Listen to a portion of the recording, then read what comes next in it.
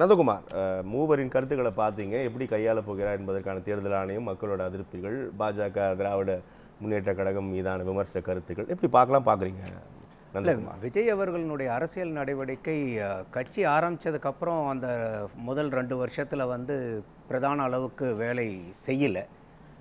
ஏன்னா அந்த கடைசியாக இந்த ஜனநாயகன் படம் நடிக்கிறதுக்காக போயிருந்தார். அப்பயே நான் சொன்னேன், ஆனதாகி போச்சு, இனிமேல் இந்த ஒரு படத்தில் நடித்து மட்டும் என்ன ஆக போகுது, இருக்கிறதெல்லாம் விட்டுட்டு வரீங்க, இந்த படமே உங்களுக்கு காலத்தையும் விரயம் பண்ணும், அரசியல் நிலைப்பாட்டையும் உங்களுக்கு சேதாரப்படுத்தும் அன்றைக்கே சொல்லியிருந்தேன். அதுதான் இப்போ நடந்துக்கிட்டு இருக்கு. அதுக்கப்புறம் வந்து பார்த்திங்கனாக்கா அந்த சனிக்கிழமை டூர் போனதில் வந்து ஒரு பெரிய மொமெண்டம் கிடைச்சது அவருக்கு. யாருமே எதிர்பார்க்கல. எந்த ஒரு மீடியாவும் விஜய்க்கு கொடுத்த ரேலிக்கு கொடுத்த கவரேஜை இது வரைக்கும் தமிழக அரசியல் வரலாற்றில் எங்கேயுமே யாருக்கும் எந்த அரசியல் தலைவருக்கும் கொடுத்ததில்லை. அந்த அளவுக்கு லைவ் போட்டு சேனலுக்கு வந்து பார்த்திங்கனாக்கா அந்த ஜல்லிக்கட்டு போராட்டத்தில் நியூஸ் 7 தான் அன்றைக்கி டைமில் வந்து பார்த்திங்கன்னா 24/7 வந்து அந்த மெரினா ரெவல்யூஷனை வந்து காமிச்சிட்டே இருந்தாங்க. அந்த மாதிரி இன்றைக்கி அத்தனை சேனலும் வந்து விஜயனுடைய பயணத்தை அந்த சனிக்கிழமை கேம்பெயினை வந்து காமிச்சிட்டே இருந்தாங்க.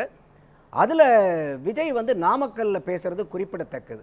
அவரே வந்து என்ன சொல்கிறாரு, என் மேலே நீங்கள் இவ்வளோ நம்பிக்கை வச்சுருக்கீங்களா, நான் கூட என்னமோன்னு நினச்சேன், நான் விடமாட்டேன், சத்தியமாக விடமாட்டேன் அப்படின்னு சொல்லிட்டு அப்போ தான் அந்த நாமக்கல்லில் வந்து அவருக்கு அந்த ஒரு கான்ஃபிடென்ஸ் பர்சன்டேஜ் வந்து மெனி ஃபோல்ஸ் இன்க்ரீஸ் ஆகிறது வந்து அவருடைய பேச்சில் வந்து தெரிஞ்சுது. அப்புறம் கரூரில் போனாங்க. கரூரில் இன்சிடெண்ட் ஆனதுக்கப்புறம் அது வரலாறு நமக்கு எல்லாத்துக்குமே தெரிஞ்சது. குறிப்பாக அதுக்கப்புறம் வந்து பார்த்திங்கன்னா அவங்களுக்கு ஏன் அந்த காலத்தை வந்து ரொம்ப விரயம் பண்ணிட்டாருன்னு சொல்கிறோன்னாக்கா, எந்த ஒரு அரசியல் கட்சியாக இருந்தாலும் இன்றைக்கி விஜய் அவர்கள் சொல்கிறார் இல்லையா, எல்லா இடத்துலையும் நிற்கிறது நான்னு நினச்சிக்கோங்க அப்படின்னு சொல்லிட்டு, அது வந்து ஒரு வேட்பாளருக்கு ஒரு சின்னம் இருந்தாலும் அந்த எலக்டோரல் மேனேஜ்மெண்ட் ப்ராசஸ்னு ஒன்று இருக்குது. இன்றைக்கி வந்து திமுக மேலே அதிருப்தி இருக்கலாம், அதிமுக மேலே அதிருப்தி இருக்கலாம், ஆனால் அந்த பகுதி தொகுதி வார்டில் இருக்கக்கூடிய நபர் அங்கே வசிக்கக்கூடிய மக்களுக்கு போய் பேருதவி செஞ்சுருப்பார். அப்போ மேலே இருக்கிற ஆளுங்க பிடிக்கலனா கூட கீழே இருக்கிற ஆளுங்க வந்து பார்த்திங்கன்னா அவங்களுடைய பிரச்சனைகளை தீர்த்த ஆளுங்களாக இருப்பாங்க. அந்த வார்டு பூத் மேனேஜ்மெண்ட் ஆளுங்கிற இந்த 2 பேரும் வந்து பார்த்திங்கன்னா அந்த தேர்தல் சமயத்தில் உள்ளார உட்காந்து டிக் அடிக்கிற வேலை மட்டும் இல்லை, அவங்களுக்கு வந்து பார்த்திங்கன்னா அந்த தேர்தல் பூத்துக்கு கொண்டு வரது மட்டும் இல்லை, அங்கே போய் நம்ம எல்லாத்துக்குமே ஒரு வாக்காளருக்கு வீட்டிலேருந்து கிளம்பும்போது ஒரு புத்தி இருக்கும், யாருக்கு வாக்கு போடலான்னு. மிஷன்கிட்ட போய் நின்ன உடனே புத்தி மாறும். இது பெரும்பாலான பேர்த்துக்கு பெரும்பாலான சமயத்தில் ஏற்படும். காரணம் என்னன்னு கேட்டீங்கன்னா அங்க இருக்கக்கூடிய ஆரம்ப கட்ட விஷயங்கள் நந்தகுமார் எல்லாம் கடந்து 20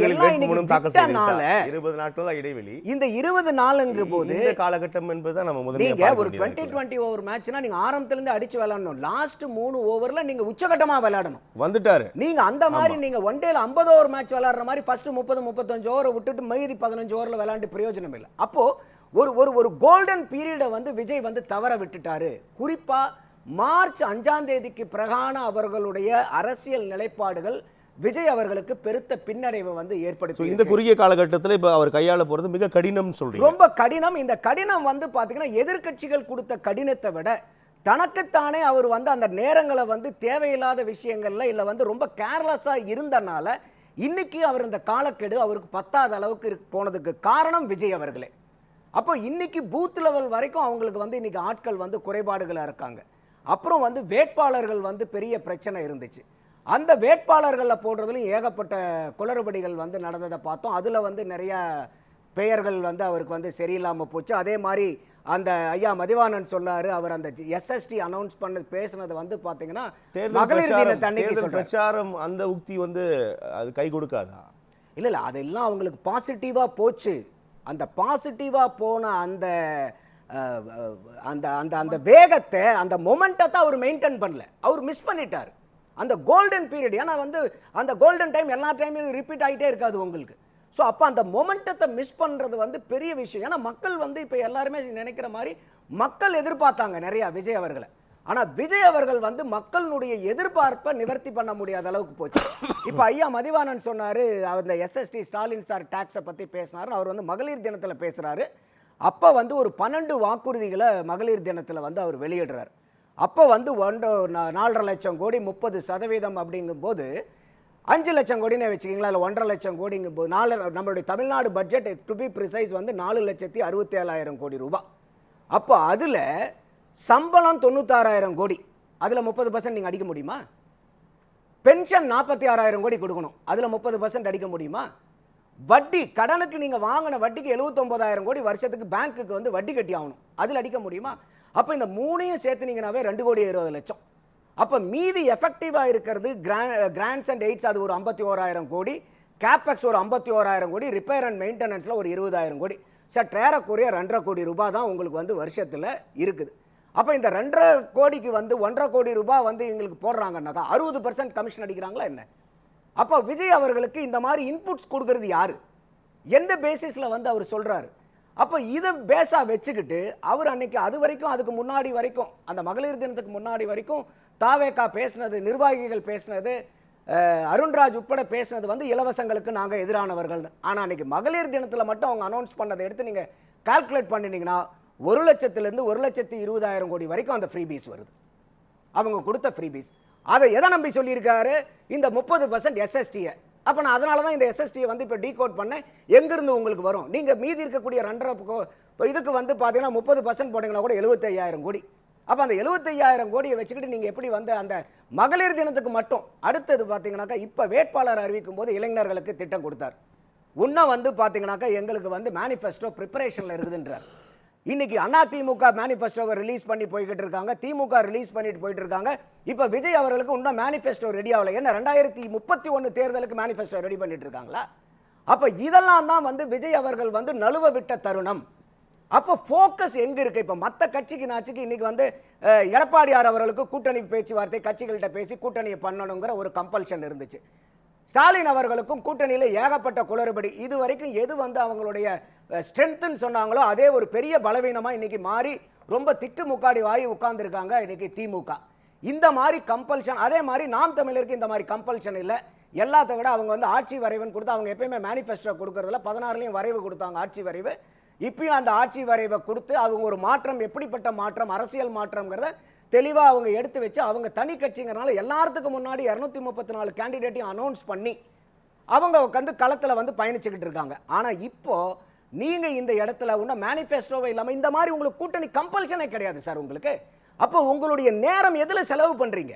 ஒரு பொலிட்டிக்கல் பார்ட்டி லீடராக ஓகே, நீங்கள் வந்து you are new to the politics, தப்பு இல்லை. ஆனால் கோர்னு ஒன்று இருக்கு இல்லையா? அப்போ நீங்கள் இந்த விளையாட்டை நீங்கள் விளையாட வரும்போது, இப்போ ஒரு சினிமாவில் நடிகராக இருக்கிறவர் ஒரு டைரக்டராக போகிறாருன்னு வச்சுக்கோங்க. இல்லைங்க நான் நடிகன் தான், நான் டைரக்டராக இருக்கிறது வந்து எனக்கு தெரியாதுன்னு அதுக்குள்ளார போகக்கூடாது. இல்லை டைரக்ஷனுக்குள்ளார போகிறதுக்கு முன்னாடி டைரக்டர்ஷிப்பை பற்றி அட்லீஸ்ட் பேசிக் நாலேஜ் எல்லாம் எடுத்துட்டு வந்து அவங்க அங்கே செஞ்சிருக்கணும். அப்போ இந்த அவருக்கு தெரியலங்கிறத விட நான் புரிஞ்சுக்கிறேன், கூட இருக்கிறவங்க என்ன மாதிரி வந்து அட்வைஸ் கொடுக்குறாங்க, விமர்சனம் பண்ணுறீங்க, கோர் முக்கியம்னு சொல்லி நான் புரிஞ்சுக்கிறேன். அப்போ இல்லை முடிஞ்சுதா? சொல்லுங்க.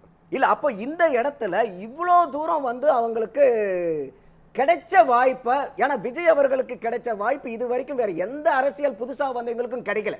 ஆனால் விஜய்க்கு கிடைச்ச வாய்ப்பை கை நழுவி விடுறாருங்கிறது தான் நமக்கு உண்டான வருத்தமாக இருக்கு. அடுத்தது இந்த கேஸை பற்றி பேசினார், சுமன் கவி கூட பேசினார். கேஸ் டிஸ்ட்ரிபியூஷனுங்கிறது வெறும் சென்ட்ரல் கவர்மெண்ட்டுக்கு மட்டும் இருக்கக்கூடிய ரெஸ்பான்சிபிலிட்டி இல்லை. அவங்க இம்போர்ட் பண்ணி அலோகேட் பண்ணாலும் ஸ்டேட் கவர்மெண்ட்டுக்கு அதுக்கு ஷேர்ட் ரெஸ்பான்சிபிலிட்டி இருக்கு. அப்போ இங்கே வந்து யாராவது ஹோர்டிங்ஸ் கடத்தி ஆளுங்க வந்து ஸ்டோரேஜ் பண்ணி வச்சிருக்காங்களா, ரைடு போயிட்டு வேற தவறா யூஸ் பண்றாங்களா, இந்த மாதிரி இக்கட்டான சூழ்நிலையில மாநில அரசாங்கம் மக்களுக்கு பேனிக் உண்டாகாத அளவுக்கு விழிப்புணர்வை ஏற்படுத்தணும் மாநில அரசாங்கம். ஆனா ஐயா ஸ்டாலின் என்ன பண்ணாரு? எலெக்ஷனை கேம்பெயினா வச்சுக்கிட்டு இங்க வந்து கேஸ் தட்டுப்பாடு இருக்குது, அவர் வந்து பேனிக்கை கிரியேட் பண்ணி விட்டார்.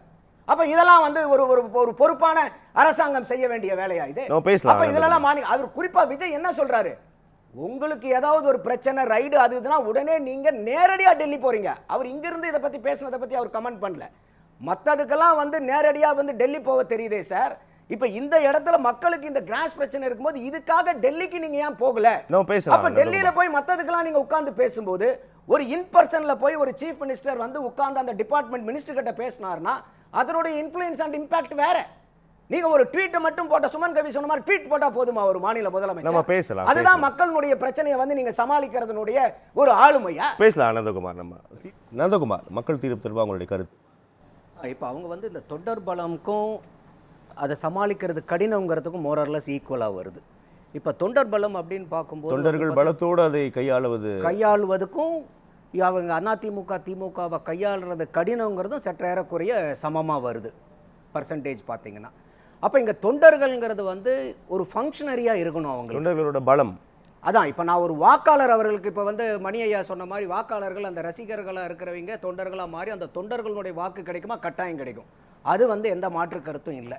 ஆனால் அந்த வாக்கு வந்து பல பேர்த்த வந்து ஈர்த்து கொண்டு வந்து பல வாக்குகளாக மாற்றினா தான் அது வெற்றி வாய்ப்பாக மாறும். இப்போ அதோட திமுகவுக்கு வந்து எதிர்ப்பு மனநிலைங்கிறது தமிழகம் பூரா அந்த ஆன்டி இன்கம்பன்சி வேவ் நிறையாவே இருக்குது, நாளுக்கு நாள் அதிகமாகிக்கிட்டு இருக்கு. இப்போ மக்கள் கிட்ட மட்டும் அந்த ஆன்டி இன்கம்பன்சி இல்லை, திமுக கூட்டணிக்குள்ளார அந்த ஆன்டகனிஸ்டிக் அலையன்ஸாக மாறிடுச்சு. அப்போ அந்த கூட்டணி கட்சிகளுக்குள்ளாரையே வந்து பார்த்தீங்கன்னா ஓட் டிரான்ஸ்ஃபர் வந்து பெரிய அளவுக்கு நடக்காத அளவுக்கு அவங்களுடைய கூட்டணி வந்து ஓவர்லோடிங் பண்ணுனனால அது வந்து பிச்சுக்கிட்டு போயிடுச்சு. அது அப்போது திமுக வேண்டாங்கிற மனநிலையில் மக்கள் தெளிவாக இருக்காங்க. அப்போ அவங்க யார் இதுக்கு மாற்றுன்னு வரும்போது 3 பேர் இருந்துக்கிறாங்க. சீமான் அவர்கள், அதிமுக அலையன்ஸ் அண்ட் விஜய் அவர்கள். அப்போ சீமான் அவர்கள் வந்து இந்த கூட்டணி கணக்குக்குள்ளார போகாதனால அவருடைய பயணம் வந்து கொள்கை சார்ந்த பயணங்கிறனால அவரே என்ன சொல்றாரு, என்னுடைய பயணம் நீண்ட நெளிய பயணம், 2026 நான் வந்து முதல்வர் ஆகணுங்கிற கட்டாயம் இல்லைன்னு சொல்றாரு. அப்போ உடனடியாக இந்த திமுக ஆட்சி மாற்றத்துக்கு வரணுங்கும் போது அது வந்து மறுபடியும் அதிமுக விஜய்னு மாறும்போது நான் ஏற்கனவே சொன்ன மாதிரி விஜய் அவர்கள் அவருடைய கிடைத்த அந்த கோல்டன் சான்சஸ் பூரா, கோல்டன் ஆப்பர்ச்சுனிட்டிஸ் பூரா நழுவி விட்டனால விஜயை எதிர்பார்த்துக்கிட்டு இருந்த மக்கள் இப்போ யாருக்கு வந்து டிசைசிவா மேண்டேட்டை கொடுத்தோம்னா திமுக கவர்மெண்ட்டை வந்து அப்ரூவ் பண்ண முடியும் அந்த மாதிரி நோக்கத்தில் இருக்கக்கூடிய போது விஜய் அவர்களுடைய செயல்பாடு இன்மை காரணமாக, அண்டர்லைன் திஸ் வேர்ட், அவருடைய செயல்பாடு இன்மை காரணமாக அவருக்கு ஒரு மாற்றா பார்த்த நபர்கள் கூட உடனடியாக திமுகவை ஆட்சி கட்டிலிருந்து அகற்றணும்னா அதுக்கு இன்னைக்கு தேதியில தகுதி வாய்ந்தது வந்து அதிமுக கூட்டணிங்கிற சார்பில் இன்னைக்கு அந்த வாக்குகள் கூட இன்னைக்கு அதிமுக பக்கம் போறதுக்கு வாய்ப்பு இருக்கனால விஜய் அவர்களுக்கு இந்த திமுக கூட்டணியை சமாளித்து வெற்றி பெறங்கிறது பெரிய அளவுக்கு வந்து அவருக்கு கையாளுவது கடினம் என்பது அவர் சார்ந்த விஷயமா பார்க்க, அவருடைய சார்ந்த விஷயம். காரணம் என்பது அவர்தான். அந்த இக்கட்டான சூழ்நிலையை அவருக்கு யாரும் உருவாக்கல, அவர் தனக்குத்தானே உருவாக்கிக்கிட்டாருங்கிறதான் என்னுடைய.